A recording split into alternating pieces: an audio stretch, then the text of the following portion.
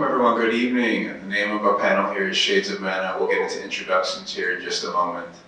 I have a wonderful cast of people alongside me today, and this is what we're going to be talking about. I think that fostering a sense of belonging in any space that we're in, especially event spaces, spaces where we're looking to have fun and gather with our friends and have a good time. It's very important that we feel welcome. It's very important that we feel like we belong and like, you know, it's a place that we want to come back to. And so that's going to be our main subject today. And that's something that looks different for everyone. It can look different depending on where you're at and how you're showing up. So these are some of the overarching topics we'll talk about today. What energizes you about magic, some issues with hegemony in our community, and charting a course, kind of looking ahead and looking into the future of our game and how our community shapes up. It's blossoming, it's booming. I mean, all kinds of, all the properties adjacent to Magic the Gathering as well that feed into this. Dungeons & Dragons celebrating 50 years. I mean, there's a lot going on and a lot to look forward to, I think. And so, I have myself here first. I'm Rondez. Apologies for my tardiness as well. I was just on broadcast. As you know, we're in the Cubecon tournament, Changeling Cube. We had a Risen Reef deck that was popping off, and y'all know how Simic goes. You know, we've got to be patient, but the WinCon is coming, they swear. I'm sorry, I have to excuse myself from this panel. So, just short blurb about me.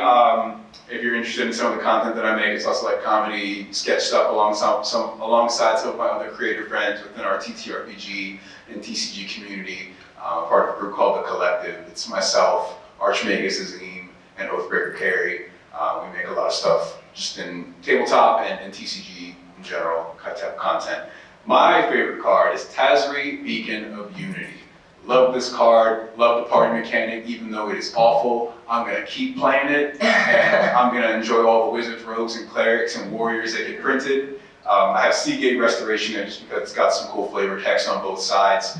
It's just a fun big blue sorcery. I love big sorceries, so just a nice match there.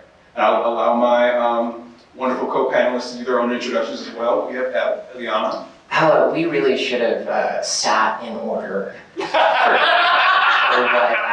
for how these introductions were going to be done. But hello everybody, or tally-ho cathars, if you follow me on Twitter. I am Eliana. I am the Visions and Values head for the Birds of Paradise group and the co-founder of Creators for Change, which is a streaming collective that puts on themed EDH stream events to raise money for charitable causes.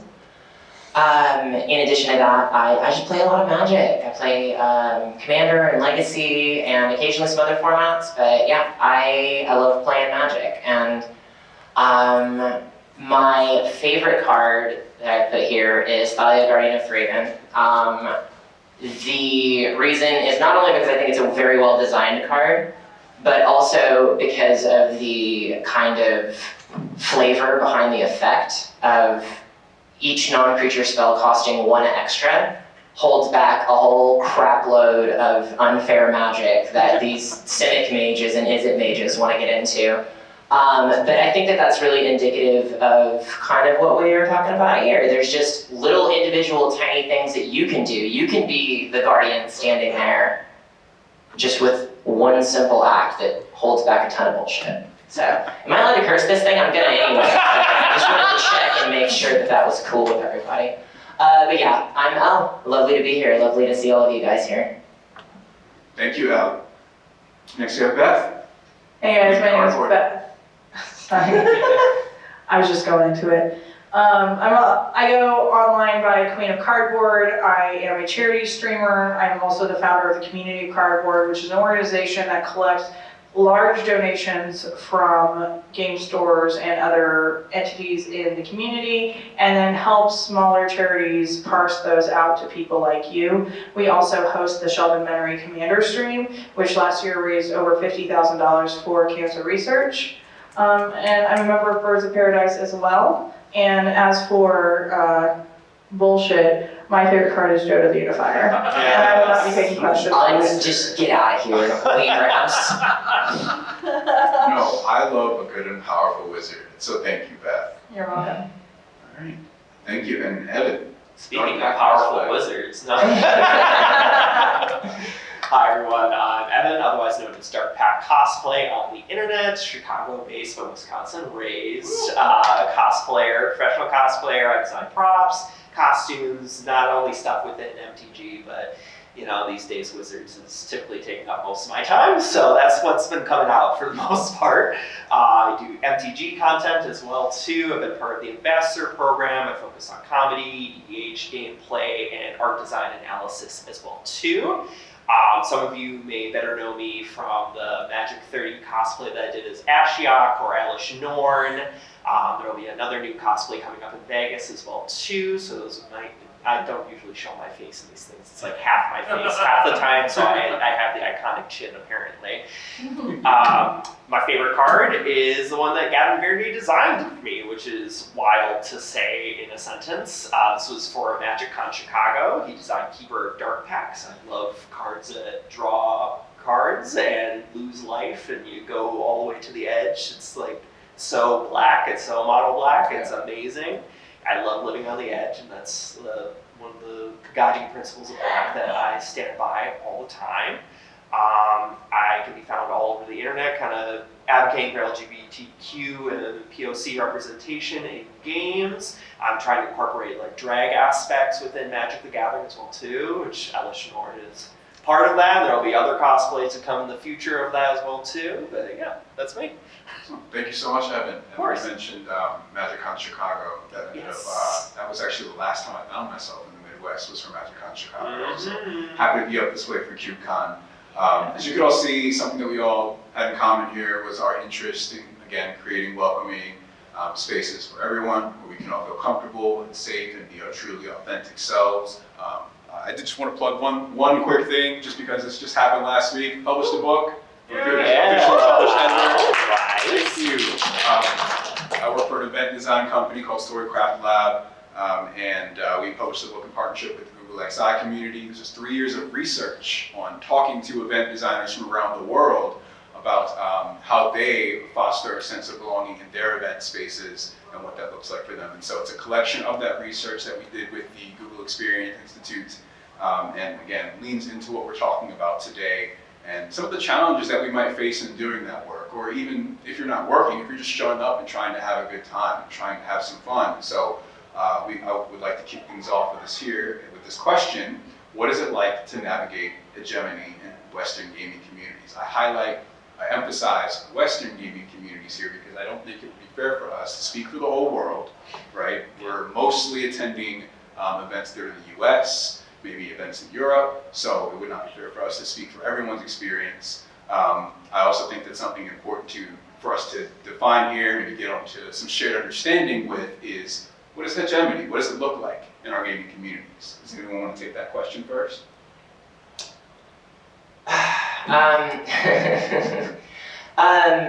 Well, actually, a good jumping off point, I think, would be defining the word hegemony. Right. Would be to define the word hegemony. Do we have a slide for that, or is it just we're spinning this off? We can talk a bit about it. I think it's something that shows up in different ways. We're talking about power structures, right? We're talking about who is maybe catered to, who is favored in certain situations, who might be at, some folks based on, class as a function of race, sexual orientation, your phenotype, whatever it may be. It's maybe a disadvantage in some instances, or something that causes you to have to go into defensive mode when you're just trying to show up and be yourself, right? No one wants to. I try to. When you face some sort of discrimination or an experience that makes you have to question yourself and your identity, or makes you have to affirm your identity, I call these little checkpoints throughout the day of someone saying something to you or doing something to you, where you're forced to have to defend yourself in a way, right? So I'm kind of, rather than defining hegemony, I know I'm kind of talking about the effects of it.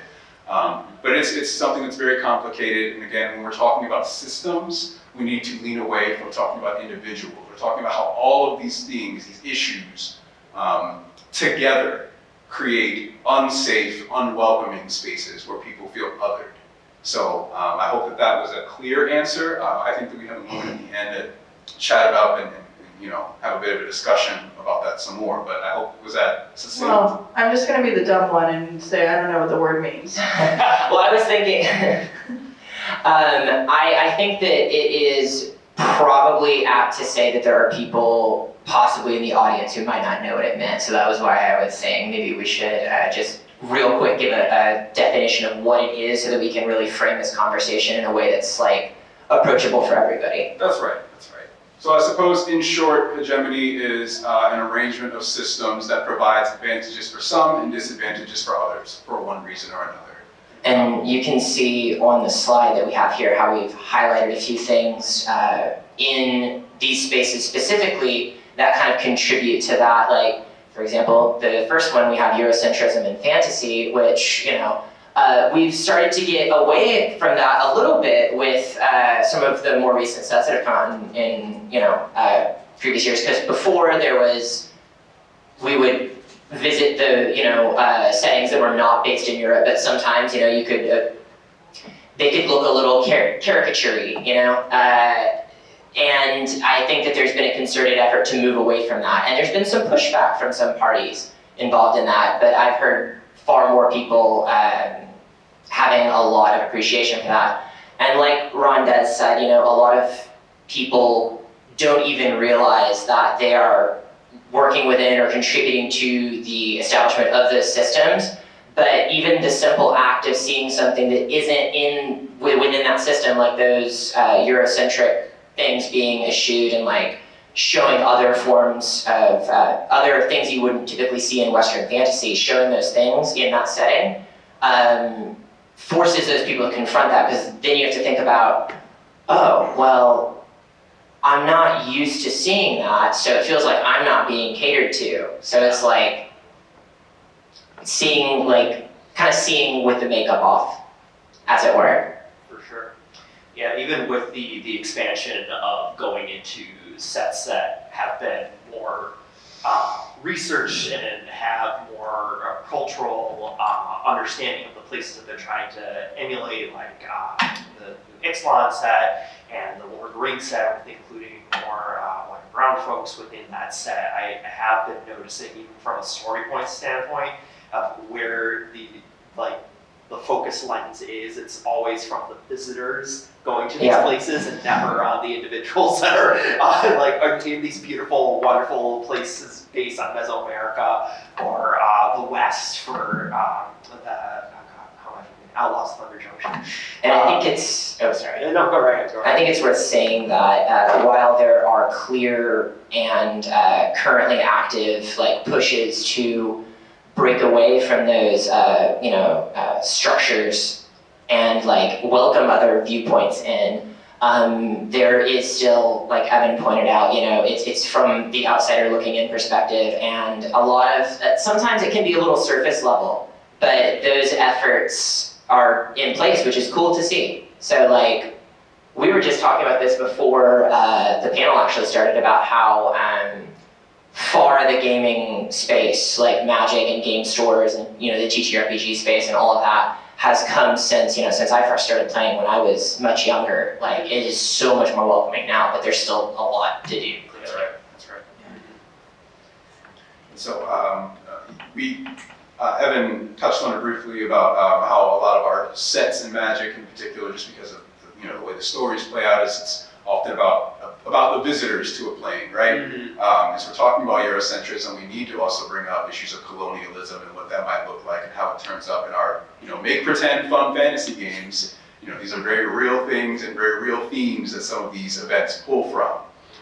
As much as it's always fun to cast these spells, and still just important to understand that it's real people in the real world that are making this fantasy. Especially when they base stuff off of real cultures. Yes, exactly. But yeah, and to some people looking in who have traditionally been catered to with that Eurocentric fantasy settings, they can just see it as a fun backdrop to put things in, and not to be putting the onus of that on anybody, but to other people who are seeing these new settings, it's they see something that, while someone who's traditionally catered to with Eurocentric fantasy might just see as a backdrop to someone else. It's like, oh wow, that's so cool. Like I don't normally see that, and it's like engaging in these real world cultures that people actually connect with. I think there's something to be said too for how specifically Wizards of the Coast has moved in forward doing things like this, whereas in the past, looking at past sets and past characters is very caricature-y, it's very whitewashed or very almost racist characteristics of these people. We can look at old cards like Alibaba, Scheherazade, those types of cards, and look at what we're seeing now where, for example, Lost Caverns of Ixalan was actually focused on Mesoamerican culture and had those things religiously studied, had people giving them ideas and helping them do it in a correct way, that honestly I was excited to see friends who've never seen representation in the game before actually feel like they saw themselves in a card. And I think that's important too, going with Lord of the Rings, where we look at Aragorn and we see a character that we know was painted as white in the movies and didn't really have that description in the books come out as a character who is now a black person. I think it's on us as not people of color to accept that representation is okay and that it doesn't take away from us. Yeah, the idea is that this is also Aragorn. It's just another iteration of Aragorn. There can be more than one, and we can still enjoy every version of him just the same. We're talking a bit more about representation. I wish that I had the name of the card. We have a couple more slides, don't we? Yes, we do. One of the things about, well, we can get to that in a second, but about representation, even Lost Caverns of Ixalan, I wish I had the name of the card in my mind right now, but it's the first card ever printed in English language Magic the Gathering cards that has the letter Inye, which is a letter in the Spanish language. And to think that we've had thousands and thousands, thank you, thousands and thousands of cards in the game. How is this the first time ever that someone with like a Latin name has had their name spelled with the proper lettering? Especially with the Latin American community that we have in the game, right? Yeah. It's true. So, moving on, we wanted to talk a bit about, I guess the talk about this is kind of quieted down a little bit now. We are talking about that, right, linguistic practices and changes in the way that we talk about the cards, the way we read the cards. Wizards of the Coast had announced many months ago at this point that internally they would begin referring to these cards as kindred rather than tribal, typal as well. Spells and their kindred share the same set of subtypes. So me, again, someone who really enjoys the party mechanic, I build a lot of wizard typal decks. That's just something that I've chosen to adopt in my language, how I talk about the game, because I think I'm not losing anything, and you know what I'm talking about. The designers of the game are also modeling that behavior, which I think is important. Leading by, I don't want to say leading, but being the most visible part of the game, it's important that they model that behavior as well for other folks. Did you guys have anything that stood out to you about this? I definitely have a lot of conversation about language and linguistics. So being a child born in the, I'll just say that I lived in the 90s. I don't want you to know how old I am. Here's the thing, words change, and what is not cool becomes cool, and things have to change because the people that we need to be listening to are the people that are offended by that. And this is something where we want to talk about reality, right? Your reality is different from my reality, is different from Elle's reality, and that does not mean that our realities are different. But when it comes to words and language that we use, we need to listen to people who are actually being affected by the words. So the word tribal is a word that is considered offensive to Native American people. And there are many reasons for that. We could talk a whole other panel on Native American history. But the reason that words change is because feelings change and people change and things evolve. I know that I like internet from 2024, not dial-up from 1990. That's something that changes. And sometimes it's hard to accept change because it happens very quickly and it happens in your time. But we have to understand why those changes are made.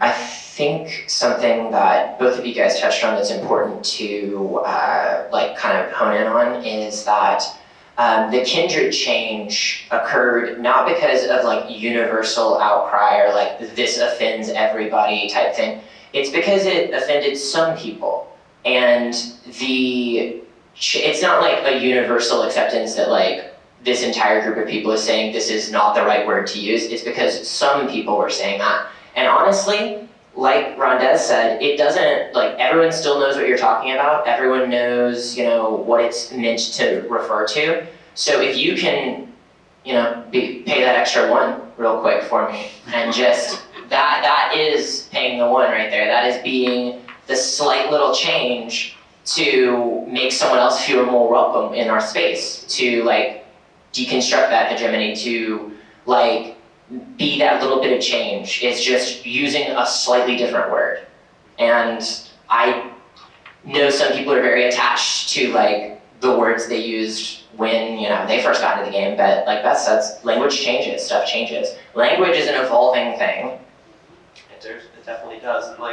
And you kind of talked about this, but this doesn't come from a vacuum either. Like Wizards ended up hiring an entire group of people to understand the cultural impacts of this word too. So this isn't just them like kind of finger to the wind trying to figure out if the word is okay or not. They literally have talked to native groups and cultural consultants to figure this all out and to like come to this conclusion as well too. So there's a very strong basis for where this decision comes from as well.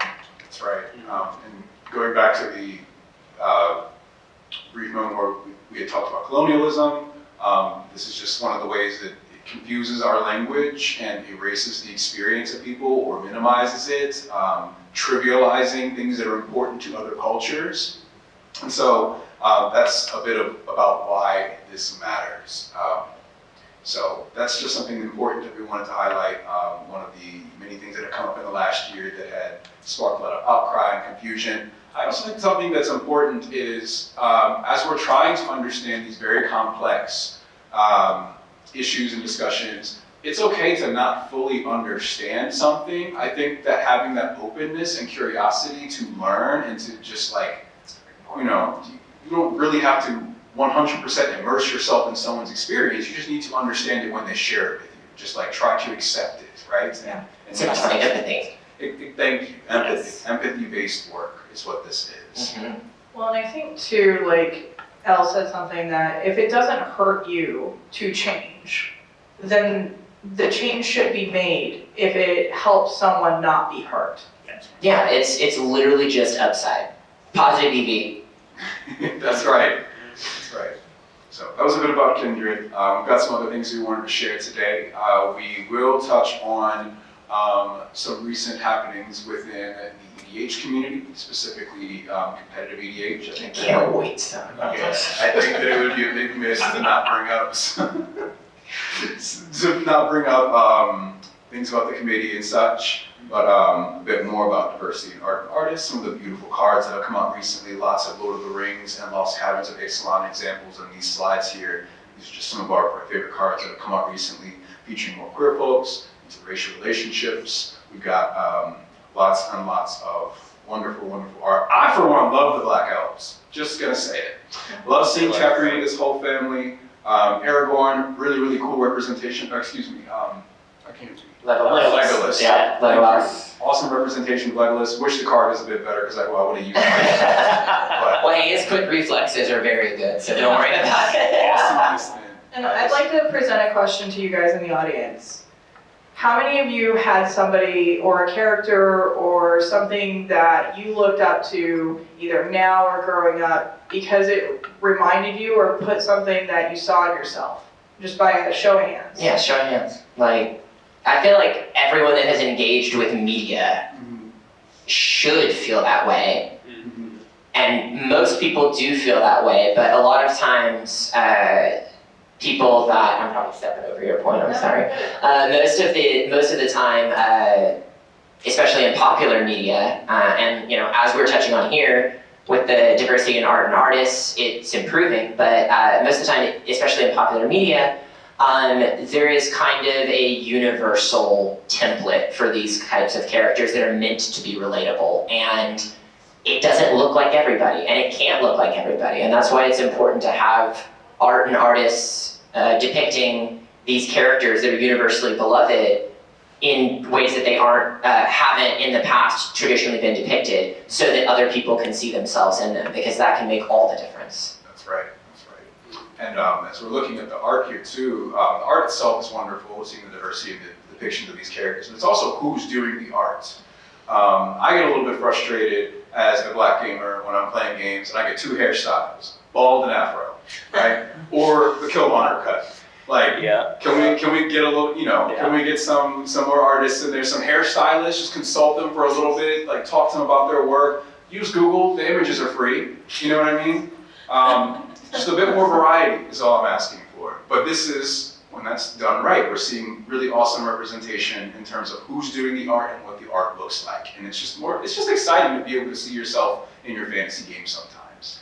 Who's been depicted in these hero roles has actually shaped a lot of what I pick in my cosplay too. And very early on, lots of brown folks, lots of queer folks are constantly being put into this wedge of being villains all the time in media, and that's why I kind of stuck to villains and darker tropes in a lot of my cosplay making in media too. That's something I've tried to start to unlearn with myself over the last couple of years. I still identify with them. I love questioning why someone has become a villain, particularly just because of that framing over most of my lifetime. But seeing these new folks taking over in magic art and in depictions in art has just been amazing, especially like the Aragorn piece. There was a lot of flack that happened because of that. Particularly, I know Kurokitsuki and myself who experienced a lot of that too, because I made a cosplay for him of Aragorn, the depiction of Aragorn in MTG. Beautiful, by the way. Thank you. Yes. Just the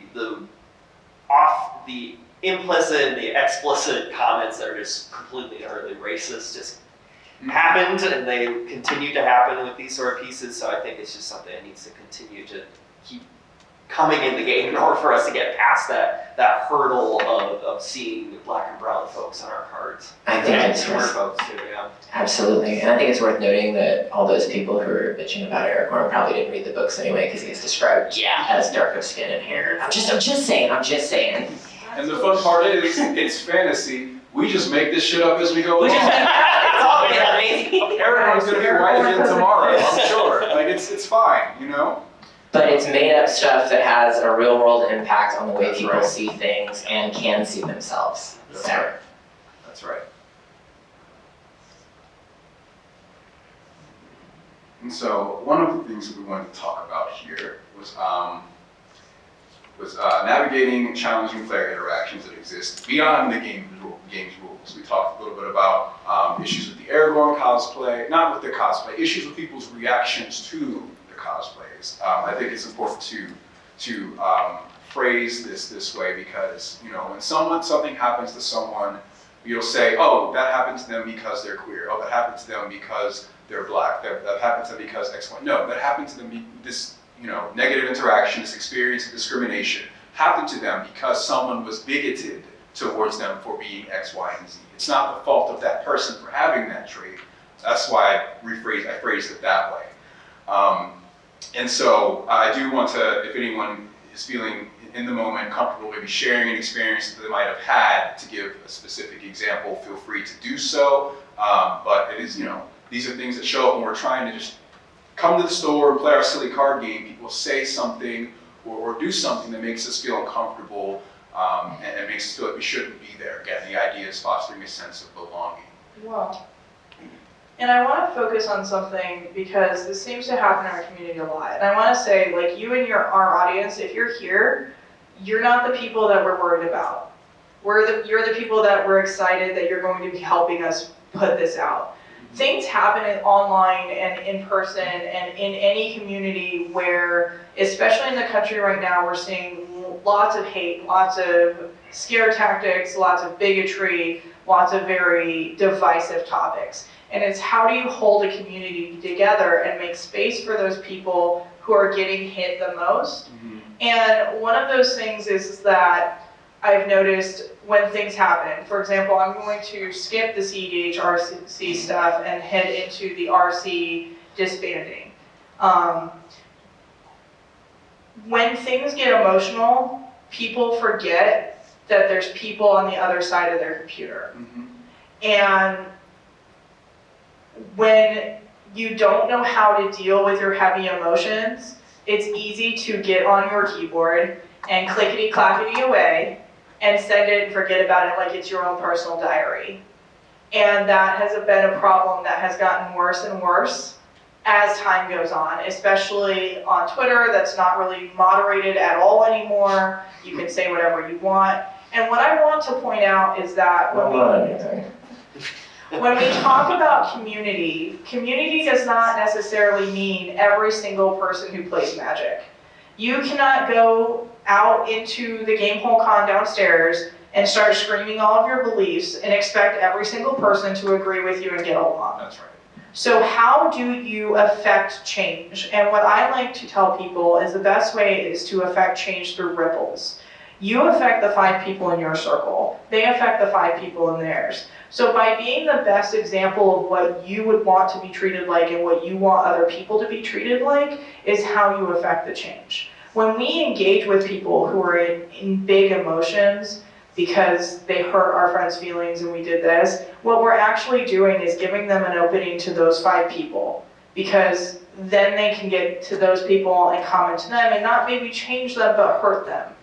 And it's on us to, when you build a community, to protect that community. And honestly, in online spaces, and this is gonna be like, oh, I can't just do that, but you really can just block people. And that there's a lot of back and forth on whether or not you should do that or why you shouldn't do that. But I'm going to say this.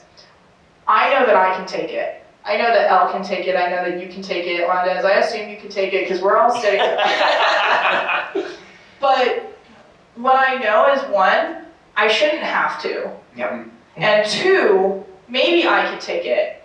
But what if Elle just went through something? And today? Well, funny you mention it. Today, Elle can't take it. I can't, if I open my doors to start engaging with a mob that's not going to listen to me anyways, I open them up to Elle's doors as well. Once we start excluding people from our spaces by physically removing them from our spaces, I don't mean like pick them up and throw them, but like not engaging and not giving them air to breathe, they suffocate. We don't mean like actually strangling those people. Just disclaimer, I feel like I have to say that. Online. Online. My point is when we give people attention, they have that space to infiltrate your safe spaces, to infiltrate your community. When you don't give them air and attention, they die off, they can't survive. Yeah, it's important to recognize too when you can differentiate the situations where you are in those more heated emotional situations where minds can't be changed, right? Or you're in a situation of pure ignorance, right? There is a little bit of wiggle room of it's not necessarily our role to sometimes teach someone, right? But if the situation's right, definitely go for it. But your safety and your peace of mind is paramount above that. If you're willing to go through a situation of bringing someone to a greater understanding of a certain topic, go for it. If it's not your piece of pie at the time, don't deal with it. Just don't. Well, and like I think a lot of it is like, you know, we were saying earlier, a lot of it is just not necessarily leading by example, but just showing by example. You know, just like behave the way that you would want the people around you to behave, and when they see that, a lot of times these just minute changes that need to be made, paying that one, the minute changes that need to be made that will enact like that ripple effect that Beth was talking about, that is what starts the most community change at the level we're talking about. Obviously, like Evan said, there are going to be people who are just like ignorant or bigoted and just like will willfully attempt to engage you in a negative, like disingenuous way. sometimes you cannot affect those people. You cannot change those people. Their minds are made and set, Right. and it is for the worse. But the people that you can help, that you can teach, that you can affect, sometimes just being the example Mm-hmm. is what it takes. That's right. And, these instances of being able to, correct or to denounce something that you hear are important, but you don't have to take them all up. Me, on the other hand, though, I love shaking the table. I love being disruptive. So, this is a very small example, but you'll hear why I bring it up. It's like how this concludes is, again, back to Lost Cabins of Ixtlan. There's going to be some names and words that people might have issues pronouncing. So one that you've all probably heard is from the gods, Oher Axanil is one of them. I've been at many tables where they say Ojer, and that's not a big deal, but I have an Afro-Puerto Rican family, grew up speaking Spanish and English. I'm like, oh, it's Oher, that's how you pronounce it. I'll be like, I don't speak Mexican. Well, whatever that means, right? First off, that's not correct. I didn't ask you to speak Mexican. That's not a language. Pronounce the part right. Just, yeah, and so I'll say, oh, it's Oher, it's Spanish. Shout out Or adjacent to an indigenous language. And then, as you were mentioning, Elle, some people just don't want to be correct, don't want to participate. I'm going to call him Jerry. Yeah, they're just adversarial intentionally. Yeah. Well, now you're just trolling, and this isn't fun. But that's just again, these small moments, again, it's not about the individual, it's where it comes from. This is not one person who thinks and behaves and speaks this way. They heard it from someone else who heard it from someone else who grew up hearing these, bigoted comments, racist remarks, frankly. And, just a little moment of actually, that's wrong. I don't like that. It can go a long way, I think. Well, and I think too is it all matters what room you're in. For example, if I'm on my Twitch stream, that's my kingdom. I can do whatever I want. I am the queen. But if I'm at the game store, I don't own the game store. But how in the game store do you affect change? And you affect change by going to the people in charge. And if the people in charge at your game store don't want to work with you, well, then it's time to find a new game store. Yeah. So it's one of those situations where you get to act how you want in whatever responsibility that you have, but it's always good to find the people who will help you affect change. And I think it's kind of like Rondez was saying also, some of these people are having that kind of reaction because they think it's funny and no one's ever told them that it's not. Yeah. And no one's ever told them, hey, this, going back to the whole hegemony thing, no one's ever said, hey, this actually affects real people. This is actually something that real people deal with in their everyday lives, some variation of this, the mispronunciation of their name and just chalking it up to, oh, well, I'm not gonna learn how to pronounce that. That's something real people deal with, and this person might just be they think it's funny because they've never stopped to think about the fact that it does affect real people because no one's ever forced them to think about it, and pointing it out to them can sometimes be an aha moment for someone because it might just come from a place of honest ignorance. Yeah. So that is definitely something to that panels like this. That's the experience we're trying to cultivate and create and push out into the gaming space.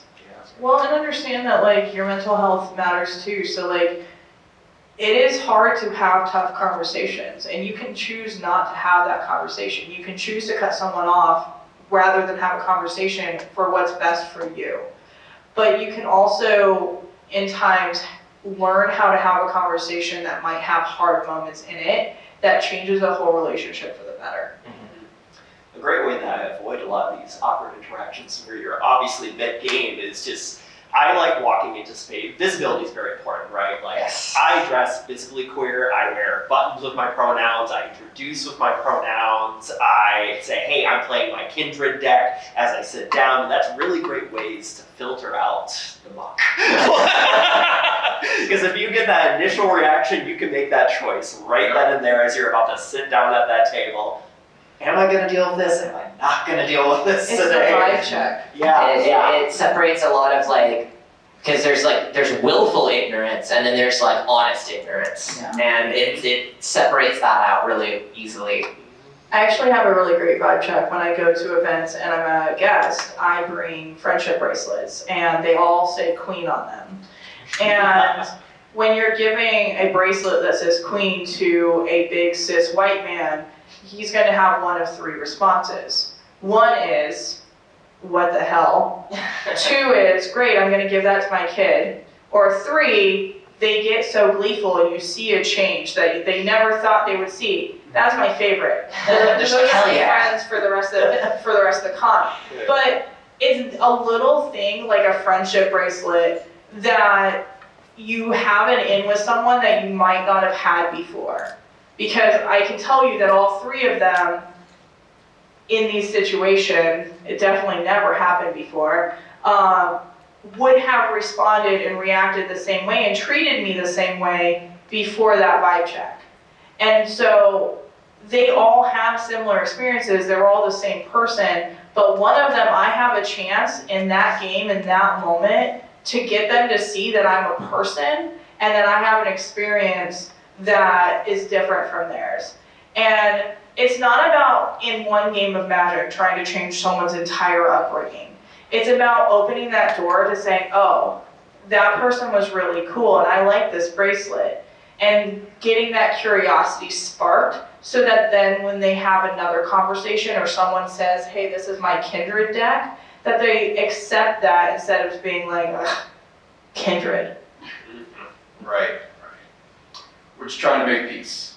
Trying to make peace and normalize those kinds of interactions.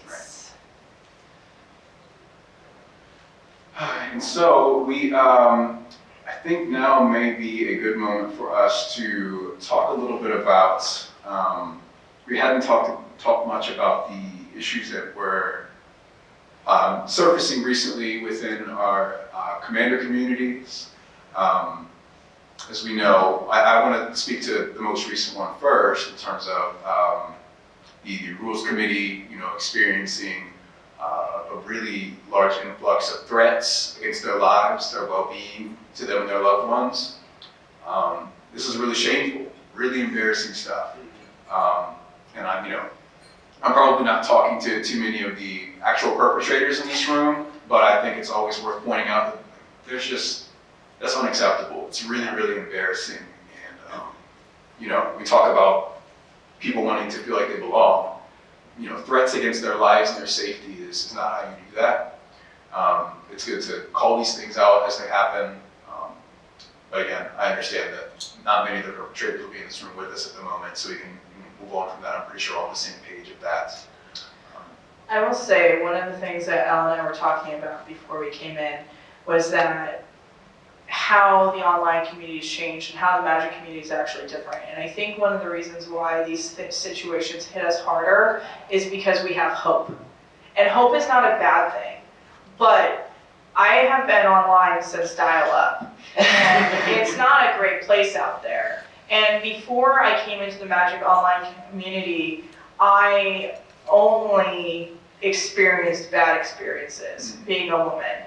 And again, we could have a whole other panel on that. In fact, we do, see us in Vegas. But when I joined the Magic Online community, I saw people standing up for what was right, and I saw an opportunity. I saw people like me, and I saw somewhere where I felt safe, that I didn't even know that I needed a place to feel safe.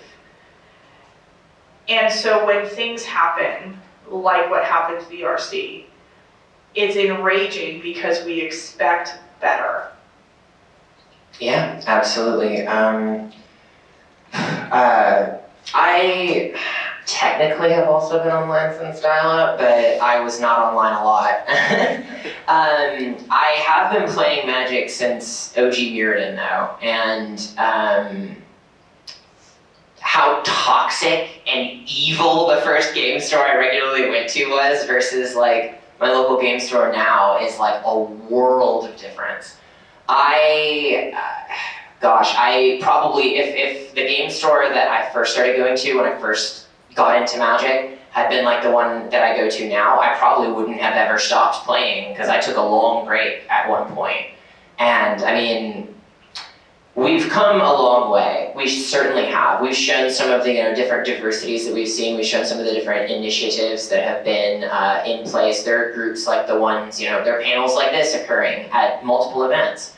I think that is a clear indicator that we're moving in the right direction and that we do have hope, that we are being that guardian standing, every single one of us is, that is engaging with it with complicated and nuanced topics like this one in a positive fashion.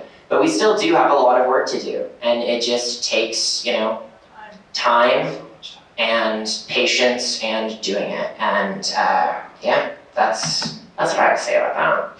Well, and I think it's important to remember that even when bad things happen, whether it's to you personally or to the community as a whole, that the work is not done, but don't give up hope, because there are still good people out there.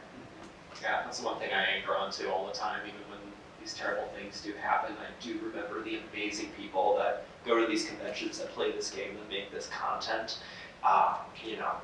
They are vastly outnumbered, those folks that are making all this crap happen online.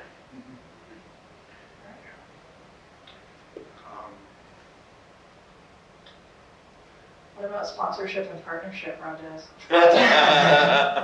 So, in talking about hegemony and how decisions are made and how power dynamics play out, historically speaking, a lot of the money, a lot of the attention in gaming communities and any kind of corporate space where there's lots of money and millions of dollars to go around, and goes to the biggest and most visible faces and audiences that are easiest to cater to. In a lot of spaces, these are white men, usually older white men, usually straight white men, cis straight white men.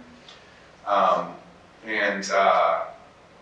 think that what we've seen recently in not just Magic, but many Wizards properties stretching out towards Dungeons and Dragons, other parts of gaming communities, is an expansion of these opportunities, not taking away from any party, but expanding the pool of people who are able to access these resources, being recipients of grants to go out to events and do cosplay, to go out to events and compete, to make content. Again, just expanding that pool of people who would like to increase their visibility. And again, we're talking about expanding the community, growing a welcoming community. And so I wanted to know if any of you wanted to speak to your experiences in applying for these programs, being a part of them, or what you've seen among your friends that have experienced them. I absolutely would. I will say a lot of progress has been made in the last couple of years. Things have changed in some good ways.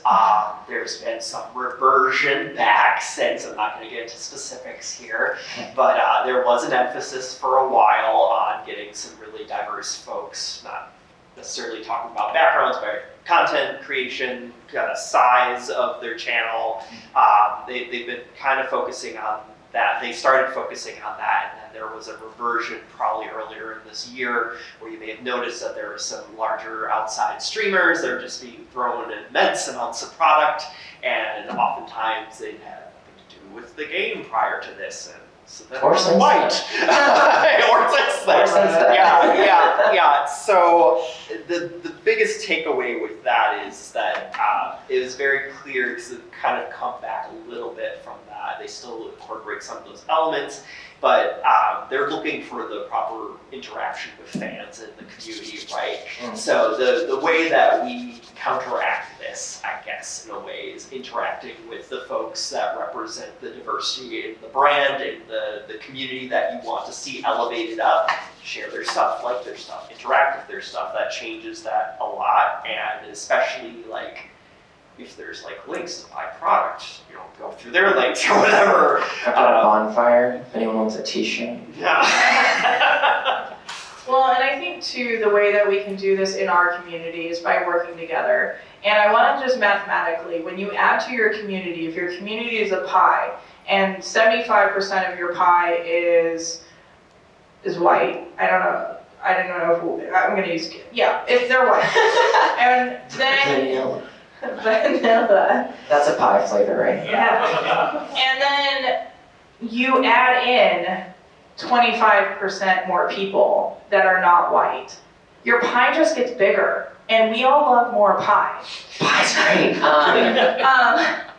But when you're not getting viewed by the person that you want, hi wizards. We're not going to be able to show this anywhere. Well, certainly not on Twitter because I said the C word. So. Oh God. But what is better to do is to work together, because here's the thing. There is room for everyone at the table. There's room for the things that you want. And TikTok's a really great example of that. You can go from being no one on TikTok to viral overnight, and then you are at DreamHack and you didn't ever play games before and you just said something funny at university. But that gives people who've never done content before, they've never been in a community before, the idea that like, now I can make it. But here's the thing, you can't make it alone. Go together, bring friends, have people who care about you, because whether you're playing games, or you're going out in the world, or whether you're online, or you're doing content, it is draining, and you need people to help you. So have people that aren't like you. That's how we get rid of the word that I don't know how to say, and now I know the definition. But getting rid of that concept is by having people who don't have your experiences, don't look like you, and don't think like you, befriend you, because that's when you have different perspectives, that's how you move forward to a better circle. I do also, since we're talking about sponsorship and partnership communities, I want to mention the New Perspectives Grant, which is something positive that Wizards of the Coast has done over the last 2 years. I actually received the grant in 2023 for MagicCon Philadelphia. It is a really great perspective, or a really great opportunity for people who are either from marginalized communities or not financially well off or stable enough to normally attend a Magic community, to get these, a Magic convention rather, to get these people to these events and give them the opportunity to experience that and to compete in the events and to just see their friends and engage with the community on that deeper level. So that is a positive thing I think that Wizards has done to that end. Also, the applications for the next Magic Cons New Perspectives Grant just went up. I encourage anybody to go apply, whether you think you can get it or not. If you need it, go apply. Well, and 3 of us on the panel were ambassadors in 2023, and I wanted to point out the situation that happens when people who don't normally get something. It's like, there's a lot of questions, why them? And what that comes from is a place of jealousy. But what I want to put out, when you have a have and have night, it is okay to be sad that it wasn't you, but also have an appropriate response. And celebrate the folks that and do celebrate people who do, because when people who look like you but aren't you make it, that is opening the door for you too. Yeah, I know. That's right. And so I think we're about to lose control of this room here. I think we're coming up on time in the round. We need to, we're in turns right now. I wanted to thank you all so much for joining us. We maybe a quick send off. So tell people what you're working on in case you want people to check out some things. Hope y'all don't mind if I start. Again, this book on sale. This is actually Jonathan Rostov's copy. He's actually one of the contributors of the book. He's out there playing in a cube right now, so I gotta go get this to him and take a picture with him, but this is on sale if anyone's interested. It's any kind of events, community events, conventions, conferences, meetings. There's something in there for everyone who is trying to build community or support a community wherever they're at. I'm on Instagram and TikTok, rondezgreenmage, make a bunch of goofy content, casting spells. I hope you'll check it out.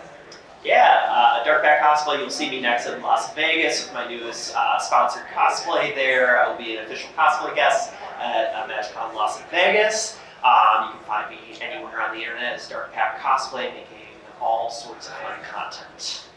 I'm Eliana, defiantcathar, basically everywhere on the internet. I'm going to be at MagicCon Las Vegas as a content creator. Beth and I will both be doing a similar panel like this, but from specifically the perspective of women in Magic the Gathering with 2 other amazing community members, and it will be a great time.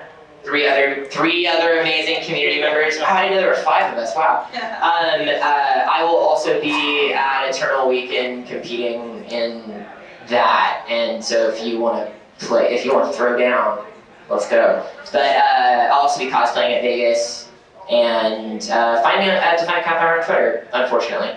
Yep, my name is Beth. I'm Queen of Cardboard. You can find me downstairs all weekend supporting Magic Kids and running their cube at 10 and 4 every day. And then in Vegas, I have meet and greets, and online, I'm Queen of Cardboard everywhere. And I just ask that if you do anything today, just take the time to think about one nice thing that you can do for yourself or someone else. And come to the Bot Brunch on Sunday. Bot brunch. Bot brunch. Oh, BIPOC dinner tonight. Black or Indigenous people of color encouraged to come. Everyone's welcome. But I'll be there and play some games, have some food, enjoy some drinks. I heard karaoke's this week too. Yeah. So if you know, It's tomorrow. thank you. So if you know Beyonce's verse in Crazy in Love, please let me know. We got a duet going this week. Thanks, guys. Thanks, everybody.